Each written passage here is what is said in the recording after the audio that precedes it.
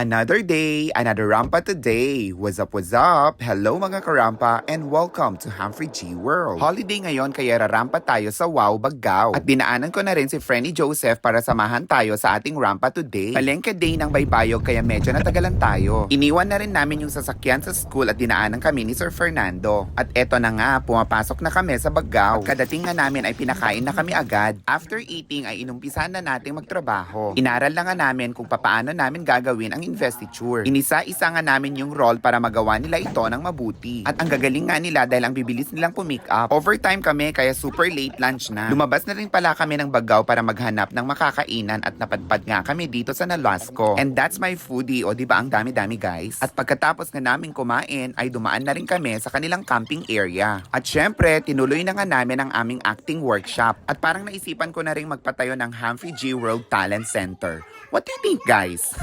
Game na game naman ang ating mga scouts at excited na sila para sa kanilang school-based camp. O Jiva, kita nyo naman guys, ang saya-saya nilang kasama. Kaya sa mga gustong mag-artista, lapit lang kayo sa Humphrey G World Talent Center. Charis! At pagkatapos nga ng aming practice ay hinatid na kami sa aming school. At hinatid ko naman si Frenny Joseph sa kanyang mansyon. Hanggang sa muli, thank you for watching and see you in my next vlogs. Bye!